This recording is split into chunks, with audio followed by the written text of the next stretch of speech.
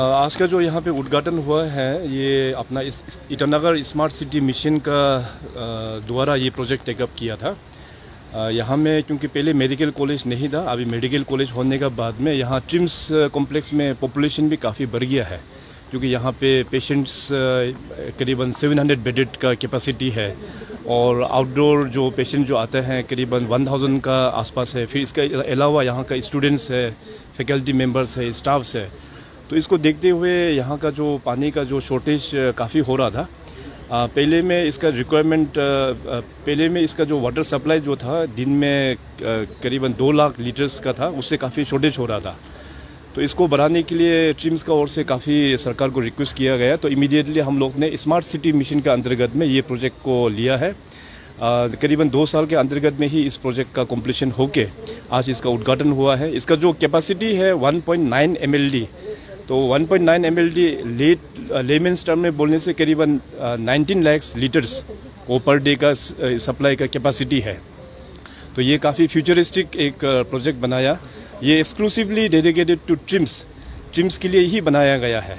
तो आने वाला दिनों में ट्रिम्स का पॉपुलेशन भी बढ़ेगा और यहाँ पे एक पोर्टेबल वाटर ड्रिंकिंग, जो clean and safe water drinking का प्रोजेक्ट्स यहाँ पे उद्घाटन हुआ है। जनरल पब्लिक के लिए भी इसका इनडायरेक्ट बेनिफिट मिलेगा, क्योंकि पहले जो वाटर सप्लाई यहाँ जो जाता था वो डाइवर्ट होकर फिर जनरल पब्लिक का डोमेन में चले जाएंगे। तो वैसे यहाँ पे उतना शायद इशू नहीं है नाहरलगुन एरिया में वाटर सप्लाई का। इशू है तो थोड़ा सा ईटानगर में इशू है वाटर सप्लाई का। उसको हम लोग एक बड़ा प्रोजेक्ट बना के इसको हम लोग इम्प्लीमेंट करेंगे, ये भी सरकार ने निर्णय लिया हुआ है। जैसे कि स्मार्ट सिटी का प्रोजेक्ट का आपने अभी मेंशन किया, काफ़ी बार ऐसा दिखाई देता है जो स्मार्ट सिटी प्रोजेक्ट में जो व्हीकल आता है अभी भी उसका इतना अच्छे से इस्तेमाल नहीं हो रहा है। काफ़ी न्यूज़ बनाया अरुण रूबी की टीम ने, तो उसका ऊपर आपका क्या कहना है सर? आप शायद अर्बन लोकल बॉडीज़ का ऊपर में बोल रहा होगा। ये अर्बन लोकल बॉडीज़ जो है यहाँ का अपना सेपरेट एक एंटिटी है। यहाँ पे जो कॉरपोरेशन है, ईटानगर कॉरपोरेशन, म्यूनिसिपल कॉरपोरेशन है, ये सब्जेक्ट उसका अंदर में आता है।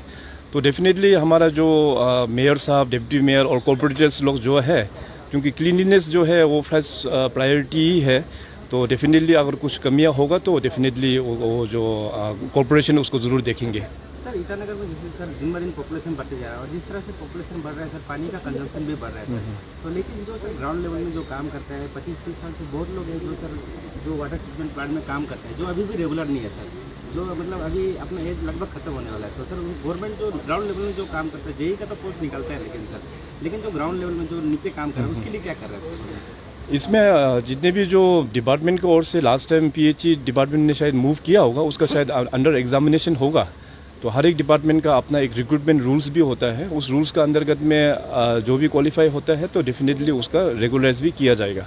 सर, गवर्नमेंट स्कूलों में हमने देखा 70% गवर्नमेंट कैपिटल कॉम्प्लेक्स के टोटल 70 स्कूल्स है, उसमें 60% से भी ज़्यादा स्कूलों में पानी की सप्लाई अच्छे से, जिसकी वजह से हाइजीन मेंटेन नहीं हो पाता है। तो आप सबसे पहले क्या डायरेक्शन देंगे सर PHE डिपार्टमेंट को? इसको सबसे ज़रूरी है। खास करके एजुकेशन सेक्टर एज होल, आप सबको पता है कि कल से ही हमारा पूरा स्टेट लेवल का एक तो कॉन्क्लेव शुरुआत किया गया है, initiated by the education department. कल भी चर्चा हो गया है, आज भी चर्चा हो रहा है और उसका कंक्लूजन जो है वो कल होगा, क्योंकि एजुकेशन में हम लोगों को बड़ा रिफॉर्मेशंस का ज़रूरी है। और अभी नेशनल एजुकेशन पॉलिसी 2020 लॉन्च होने के बाद में और भी हम लोगों को काफ़ी एजुकेशन में रिवैम्पिंग करना होगा, starting from infrastructure and right infrastructure. उसमें अपना इलेक्ट्रिसिटी और पानी जो है वो मैंडेटरी होता है।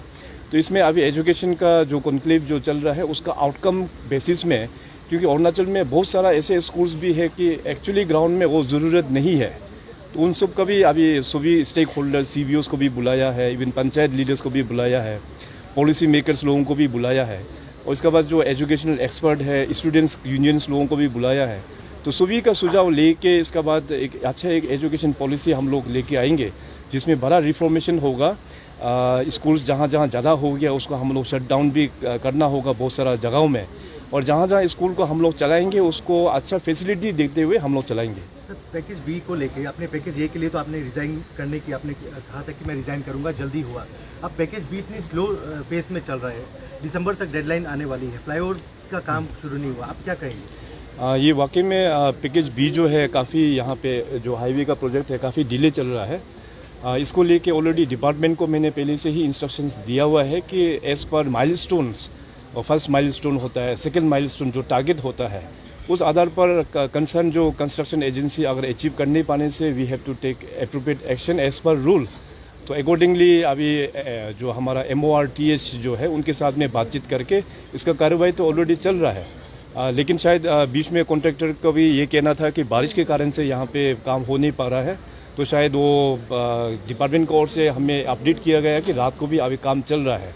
तो इसलिए मैंने यहाँ के जो अपना जनप्रतिनिधि है, यहाँ के स्थानीय MLA तेजी कासो साहब और यहाँ के मेयर साहब, दोनों को भी मैंने रिक्वेस्ट किया हुआ है कि आप लोग भी अपना लेवल से थोड़ा कॉन्ट्रैक्टर का साथ में बैठ के इस प्रोजेक्ट को आगे पुश करना है। सर, पूरे अरुणाचल में एक डिवीजन चल रही है कि और एक डिस्ट्रिक्ट बेस एंटरप्रेन्योरशिप एक्ट को लेके अभी अंशु ने बंद कॉल भी किया है, उन्होंने बंद की घोषणा की है अंशु ने।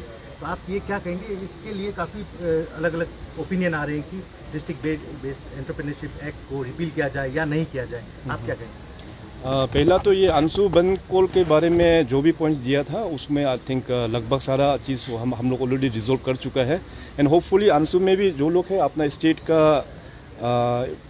का जो इंटरेस्ट में ही वो लोग भी सोचते हैं, तो वैसे बंद कॉल तो होना नहीं चाहिए क्योंकि वो लोग भी एक मेच्योर्ड एक ऑर्गेनाइजेशन है।